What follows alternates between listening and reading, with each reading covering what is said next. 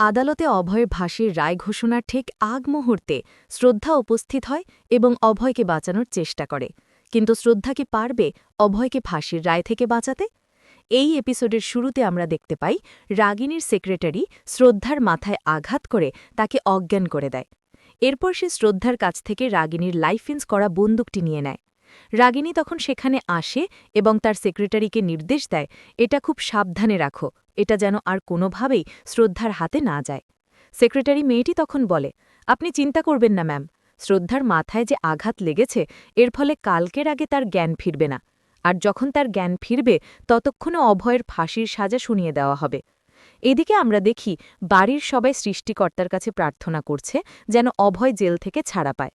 ঠিক সেই মুহূর্তে বাড়ির বাচ্চারা সেখানে আসে এবং অভয়ের বাবাকে বলে, দাদু দেখো আমরা আমাদের বাবাকে ওয়েলকাম করার জন্য কি বানিয়েছি। কিয়ারা তখন জিজ্ঞাসা করে, দাদু চাচ্চু আজকে ফিরে আসবে তো? সবার চোখে তখন জল টলমল করছিল, কিন্তু তারপরও তারা বাচ্চাদের সান্ত্বনা দিয়ে বলে, হ্যাঁ আসবে। এরপর আর্থি বলে, শ্রদ্ধাভাবী তো রাতে বেরিয়ে গেছে, সে সারারাত কোথায় ছিল, এখনও তার কোনো খবর নেই। কীর্তি তখন মনে মনে ভাবতে থাকে, দিদুর তো এতক্ষণে আসার কথা, রাগিনী তার কোনো ক্ষতি করে দিল না তো। পরের দৃশ্যে আমরা দেখতে পাই বাড়ির সবাই আদালতে উপস্থিত হয়েছে। সবাই তখন মনে এক ধরনের ভয় এবং কৌতূহল নিয়ে শ্রদ্ধার অপেক্ষায় ছিল, কিন্তু শ্রদ্ধা তখনও আসে না। জজ সাহেব তখন উকিলদের বলেন, আপনারা আপনাদের বক্তব্য এখানে প্রস্তুত করুন। বিরোধী পক্ষের উকিল তখন বলেন, জজ সাহেব আমি চাই আপনি অভয়ের কঠিন থেকে কঠিনতম সাজা দিন। কীর্তি তখন মনে মনে বলে, দিদু এখনও কেন আসছে না, দিদু আবার কোনো বিপদে পড়ল নাকি? অন্যদিকে আমরা দেখতে পাই শ্রদ্ধার জ্ঞান ফিরে আসে। শ্রদ্ধা তখন অভয় বলে চিৎকার করে ওঠে। ঠিক সেই মুহূর্তে সেক্রেটারি মেয়েটি বলে, বাহ খুব ভালো, জ্ঞান ফিরতে না ফিরতেই তোমার স্বামীর নাম নিলে, কি ভালোবাসা। কিন্তু তোমার স্বামীর নাম তো আদালত পর্যন্ত পৌঁছাবে না, খুব শীঘ্রই তার ফাঁসির রায় দিয়ে দেওয়া হবে। শ্রদ্ধা তখন ঘড়ির দিকে তাকায় এবং বলে, না এটা হতে পারে না।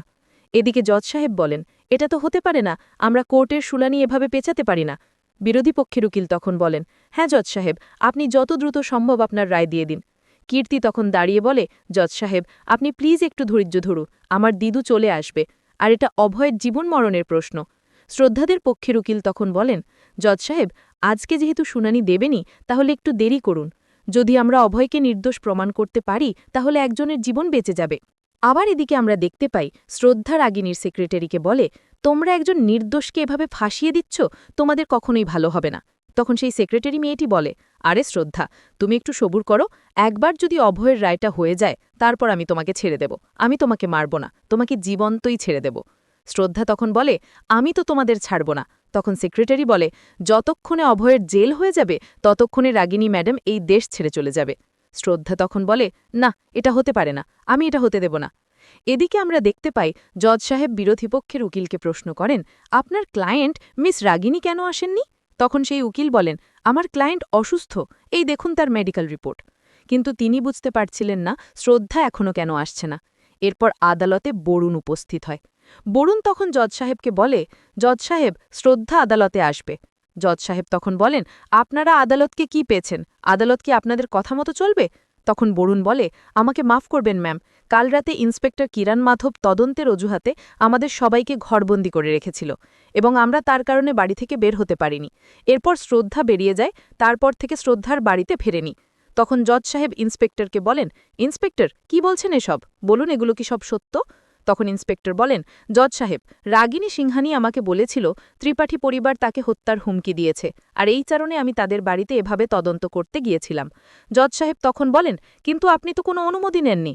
তখন ইন্সপেক্টর বলেন, জজ সাহেব শ্রদ্ধার গায়েব হওয়ার সাথে এই বিষয়টির কোনো সম্পর্ক নেই।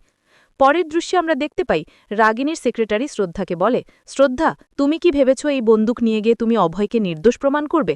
আমি এখনই এই বন্দুক নিয়ে চলে যাচ্ছি, আর তুমি তোমার স্বামীর ফাঁসির রায়ের অপেক্ষা করো। এরপর সেই সেক্রেটারি সেখান থেকে চলেই যাচ্ছিল। ঠিক সেই মুহূর্তে শ্রদ্ধা তার হাতের এবং পায়ের বাঁধন খুলতে সক্ষম হয় এবং সে সেক্রেটারির পিছু নিতে শুরু করে। অন্যদিকে আমরা দেখি বরুণ জজ সাহেবকে অনুরোধ করে যেন তাদেরকে আর কিছুক্ষণ সময় দেওয়া হয়, শ্রদ্ধা ফিরে আসবে খুব শীঘ্রই। কিন্তু জজ সাহেব আর কোনো সময় দিতে চাইছিলেন না। কীর্তি তখন দাঁড়িয়ে বলে, জজ সাহেব এই খুন অভয় করেনি, রাজের গুলি পেছনে লেগেছিল, হয়তো অন্য কেউ এ গুলি চালিয়েছিল। তখন বিরোধী পক্ষের উকিল বলে, জজ সাহেব এরা আপনাকে উল্টাপাল্টা বুঝিয়ে কেসটাকে ঘুরিয়ে দিতে চাচ্ছে। জজ সাহেব তখন কীর্তিকে বলেন, আপনার বক্তব্যের ওপর কি আপনার কোনো প্রমাণ রয়েছে? তখন কীর্তি বলে, হ্যাঁ জজ সাহেব, প্রমাণ রয়েছে, প্রমাণ দিদুর কাছে রয়েছে, আর সে খুব শীঘ্রই আদালতে উপস্থিত হবে। আপনি আমাদের একটু সময় দিন। অভয়ের বাবা তখন জজ সাহেবকে সময় চান, কিন্তু তিনি তাকে আর সময় দিতে চান না। এরপর বরুণ অভয়কে চোখের ইশারা করে যেন সে অসুস্থ হবার ভান করে। তখন অভয় অসুস্থ হবার ভান করে। এদিকে শ্রদ্ধা রাগিনীর সেই সেক্রেটারির কাছ থেকে বন্দুকটি কেড়ে নিতে যায়, কিন্তু ঠিক সেই মুহূর্তে রাগিনীর সেক্রেটারি শ্রদ্ধার মাথায় সেই বন্দুক দিয়ে আঘাত করে। এরপর শ্রদ্ধা মাটিতে পড়ে যায়। শ্রদ্ধা তখন সেই সেক্রেটারির পা টেনে ধরে, কিন্তু সেই সেক্রেটারি একটি ফুলদানি নেওয়ার চেষ্টা করে। ঠিক সেই মুহূর্তে তাদের বাড়িতে কলিং বেল বাজে। তখন সেক্রেটারি মেয়েতে বলে, এই সময় আবার কে এলো? এই সময় সেক্রেটারি সেই ফুলদানিটি নিয়ে শ্রদ্ধার মাথায় আঘাত করে এবং শ্রদ্ধা আবারও অজ্ঞান হয়ে যায়। অন্যদিকে আমরা দেখি রাগিনী যখন দেশ ছাড়ার পরিকল্পনা করছিল, ঠিক সেই মুহূর্তে তার সেক্রেটারি তাকে ফোন করে এবং বলে, ম্যাডাম, আপনি অফিসে আছেন তো? রাগিনী বলে, হ্যাঁ আমি অফিসেই আছি। তখন সেক্রেটারি বলে, আপনি অফিসেই দাঁড়ান, আমি এক্ষুনি আসছি। শ্রদ্ধা আমার ওপর পাল্টা আক্রমণ করে বসেছে, আপনি সেখানে দাঁড়ান, না হলে সমস্যা হয়ে যাবে। আবার এদিকে আমরা দেখি আদালতে অভয়ের চিকিৎসার জন্য ডক্টর এসেছে। ইন্সপেক্টর কিরণ মাধব তখন জজ সাহেবকে বলেন, জজ সাহেব, অভয় আসলে অসুস্থ হয়নি, সে অসুস্থ হবার নতুন নাটক করছে যাতে করে আদালতের সময় নষ্ট করা যায়। তখন জজ সাহেব বলেন, ইন্সপেক্টর আপনি চুপ করুন, ডক্টরকে তার কাজ করতে দিন। অন্যদিকে আমরা দেখি রাগিনীজির অফিসে শ্রদ্ধা উপস্থিত হয়। আসলে শ্রদ্ধাকে সময় মতো ঋতু এসে বাঁচিয়ে নিয়েছিল।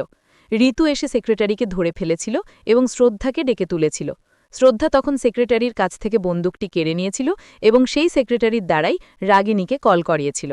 শ্রদ্ধা তখন রাগিনীজিকে বলে, রাগিনীজি, যতক্ষণ পর্যন্ত আপনি আপনার দোষ স্বীকার না করবেন আমি ততক্ষণ পর্যন্ত আপনার পিছু ছাড়ব না। রাগিনীজি তখন বলে, তুমি যাই করো না কেন, আমি কোনোভাবেই আমার দোষ স্বীকার করতে নেব না। এরপর শ্রদ্ধা সেই বন্দুকটা বের করে রাগিনীর দিকে তাক করে। রাগিনী তখন ভয় পেয়ে যায়। রাগিনী যখন আস্তে আস্তে শ্রদ্ধাকে বোঝাতে বোঝাতে অফিসের বেলির উপর চাপ দেয় এবং সেখানে সিকিউরিটি গার্ডরা উপস্থিত হয়। রাগিনীজি তখন সেই সিকিউরিটি গার্ডদের বলেন, একে নিয়ে যাও তোমরা, যতক্ষণ পর্যন্ত আদালতের রায় না আসে একে তোমরা ছাড়বে না। অন্যদিকে আমরা দেখতে পাই আদালতে অভয়ের চিকিৎসার জন্য ডক্টর এসেছে। ইন্সপেক্টর কিরণ মাধব তখন জজ সাহেবকে বলেন, জজ সাহেব, অভয় আসলে অসুস্থ হয়নি, সে অসুস্থ হওয়ার নতুন নাটক করছে যাতে করে আদালতে সময় নষ্ট করা যায়। তখন জজ সাহেব বলেন, ইন্সপেক্টর আপনি চুপ করুন, ডক্টরকে তার কাজ করতে দিন। অন্যদিকে আমরা দেখতে পাই আদালতে অভয় জজ সাহেবকে বলে, জজ সাহেব, আমি আমার মেয়ের কসম করে বলছি আমি এই হত্যা করিনি। তখন উকিল বলে, জজ সাহেব, এসব পুরনো কিচ্ছাবো অনেক শুনেছি, আপনি আপনার রায় শুনিয়ে দিন, আসল অপরাধী তো এই অভয়। তখন জজ সাহেব বলেন, সমস্ত প্রমাণের ভিত্তিতে আদালত এই সিদ্ধান্তে পৌঁছাচ্ছে যে এই হত্যা অভয় ত্রিপাঠী করেছে। আইপিসি ৩০২ ধারা অনুযায়ী অভয়কে ফাঁসির রায় দেওয়া হলো। ঠিক সেই মুহূর্তে সেখানে শ্রদ্ধা উপস্থিত হয়। শ্রদ্ধা তখন আদালতের রাগিনীজিকে নিয়ে এসেছিল। শ্রদ্ধা তখন বলে, দাঁড়ান। এরই মধ্যে দিয়ে ভাগ্যরেখা ধারাবাহিক নাটকের ৩০৬ নম্বর এপিসোডের সমাপ্তি ঘটে। ৩০৭ নম্বর এপিসোডটি আরও ধামাকেদার হতে চলেছে। সেই এপিসোডে শ্রদ্ধা প্রমাণ করে দেবে যে আসলেই হত্যাটি রাগিনীজি করেছে, আর সেটা কিভাবে করবে তা দেখতে হলে আপনাদের অবশ্যই আমাদের এই চ্যানেলটি সাবস্ক্রাইব করে পাশে থাকা বেল আইকনটি বাজিয়ে রাখতে হবে। ধন্যবাদ সবাইকে।